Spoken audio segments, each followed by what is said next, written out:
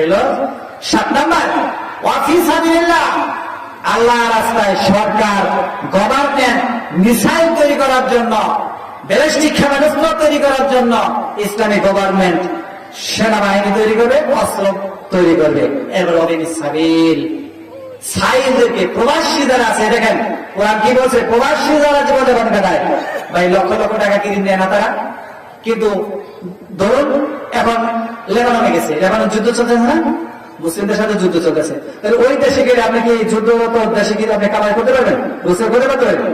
এদিকে তো আপনার সুদ আলাদা ঠিকই টাকা নিব, দেখে আছে না, তাহলে আপনি বাড়ি ঘর ব্যস্ত টাকা শোধ হয় না। আল্লাহ পাক বলছে প্রবাসী যারা জীবনযাপন করে ওদেরকেও টাকা দিয়ে ওদেরকে মুক্ত করে দাও, জোর আলহামদুলিল্লাহ। ফারিদাতান মিন আল্লাহ, এই 8টি বন্টন আমায় আল্লাহ তাআলার পক্ষ থেকে বলেন দিয়েছে, আল্লাহ পাক দিয়েছে। তাহলে এখানে কি মাদ্রাসার কথা বলছে, মসজিদের কথা বলছে? তাহলে আপনি নেন যে আমরা এটা করবো না। আসেন কোরআনুল কারীমে আল্লাহ রাব্বুল আলামিন বলছে, দেখেন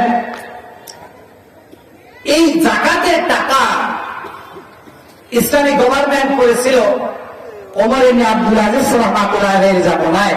আপনাকে নাম শুনছেন, ওমর ইবনে আব্দুল আজিজ রাহমাতুল্লাহি আলাইহির জামানায় ইসলামিক স্টেট কায়েম যখন করলেন, যাকাত যখন তিনি কালেকশন করলেন, বাজারে বাজারে ঢোল পিটানো হতো আর বলা হতো যাকাত কে নিবে, যাকাত কে নিবে, যাকাত কে নিবে। ওই সময় দেখা গেছে একজন লোক পাওয়া যায় নাই যে যাকাতের টাকা আমার দরকার। আজকে যদি মধু করে বলা হয় যাকাতের টাকা দেবে, দেখবেন লোকেরা ভিড়ের চোটে ঠেলা খেয়ে আসার করে দাঁত ভাঙবে না ভাই, দাঁত ভাঙবে না ভিড়ের চোটে। ইসলামিক গভর্নমেন্ট এত সুন্দর করে দিয়েছিল, প্রত্যেক বছর 1 লক্ষ করে টাকা যদি গরিবদেরকে দেওয়া হয়, তাহলে কয় বছর লাগবে আপনাদেরকে প্রতিষ্ঠিত করতে বলেন? যদি ঘর না থাকে ঘর দেওয়া হবে, টিউবওয়েল না থাকলে টিউবওয়েল দেওয়া হবে, গাড়ি না থাকলে গাড়ি দেওয়া হবে, সেন্সি না থাকলে সেন্সি কিনে দেওয়া হবে। আল্লাহ রাসূল বলেছেন, যদি শিক্ষিত যুবককে, আমরা শুনেছি বাংলাদেশ জামায়াত ইসলামী নায়েবে আমির তিনি ঘোষণা দিয়েছেন যে বাংলাদেশকে দরিদ্র মুক্ত করার জন্য যারা শিক্ষিত এবং অশিক্ষিত তাদেরকে, যারা চাকরির ব্যবস্থা হবে না, 10 লক্ষ করে টাকা দেওয়া হবে। 10 লক্ষ বলতে জামায়াত ইসলামী যদি ক্ষমতা যায় 10 লক্ষ করে টাকা দেবে। তাহলে যদি আপনাকে 10 লক্ষ টাকা দেয়, তাহলে আপনার কি আরো কি ওই চাঁদাবাজি করা লাগবে? ইসলামী সমাজ বিনিময় মাত্র এটাই হয়, ইসলামী সমাজ বিনিময় মাত্র এটাই হবে, যাকে যাকাত কালেকশন করবে আর গরিবদেরকে প্রথমে দিয়ে দিয়ে দিয়ে দিয়ে প্রতিষ্ঠিত করবে।